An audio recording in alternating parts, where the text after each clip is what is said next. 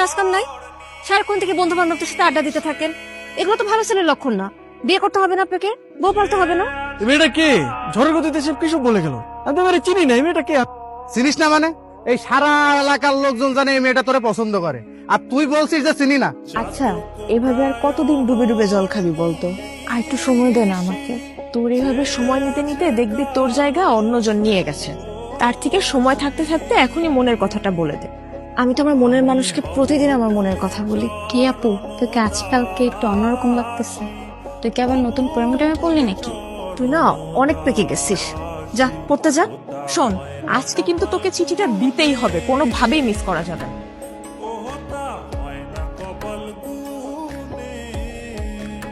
আমি কইছিলাম না মেয়েটা কিন্তু আজকে আইছিল কিছু একটা বলার জন্য। আরে কি বলবে আমারে?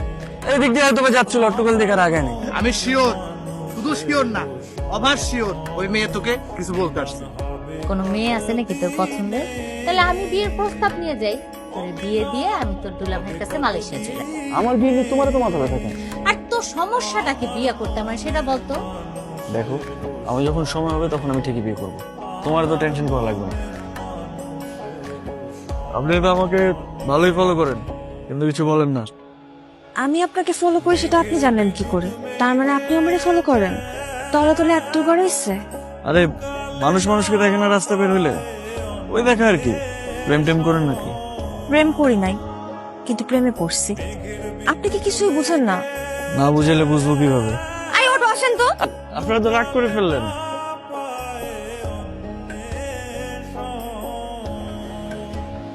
মামা, আপনি না বললেন জেরিন লেখাপড়া নিয়ে ব্যস্ত, এখন বিয়ে দিবেন না। কিন্তু জেরিন কোথায় লেখাপড়া করে এটা কি আপনি জানেন? এটা কেমন প্রশ্ন রবি?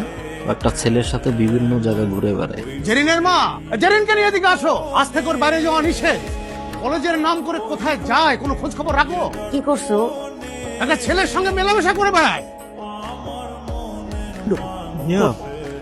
জেরিন কোথায়? ওরে বেশ কয়েকদিন ধরে দেখতেছি না, ও কই? আমিও তো বলতে পারতেছি না ওর কি হয়েছে। ও তো ফোনও ব্যবহার করে না যে ওর একটা খোঁজ নিব। দেখো, নেহাল তোমার বান্ধবীকে অনেক পছন্দ করে। আমার বান্ধবীও তো আপনার বন্ধুকে অনেক পছন্দ করে, কিন্তু সমস্যা তো আপনাদের, আপনারা কেউ কাউকে কিছুই বলেন না। সেদিন এত সুযোগ করে দেওয়ার পরও কেউ কাউকে কিছুই বলতে পারলেন না আপনারা। একটা মানুষ যদি তার মনের কথা না বলে কিভাবে বুঝবো? আমার ভুল হয়েছে, আমি মানে আমার ভুল হয়েছে, কিন্তু আমি আর ভুল করবো না। আমি ওকে সরাসরি বিয়ের প্রস্তাব দিব। দরকার হলে আমার বোনকে ওর বাসায় পাঠাবো, আর না হলে তুমি ওকে প্লিজ আমার সামনে একটু এনে দাও। আমি প্রয়োজন ওকে নিয়ে পালিয়ে যাব। প্লিজ কালকে ওকে আমার সামনে আনার একটু ব্যবস্থা করো। আমাদের ভালোবাসাটা শুরু হওয়ার আগে যেন শেষটা হয়ে যায়। কি এত জরুরি দরকার? তুই জানিস না কি হয়েছে? নেহাল ভাইয়া তো তোকে অনেক পছন্দ করে। এখন আর পছন্দ করে কি হবে?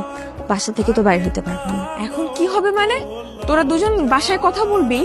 এখন বাসায় কথা বলে আর লাভ আছে? রকি ভাই যে কাণ্ডটা করছে, না দিবে আমার বাসা থেকে বাইরে হইতে, না পারবো তার সাথে কথা বলতে। আমার তো বাসার মধ্যে আটকায় রাখছে।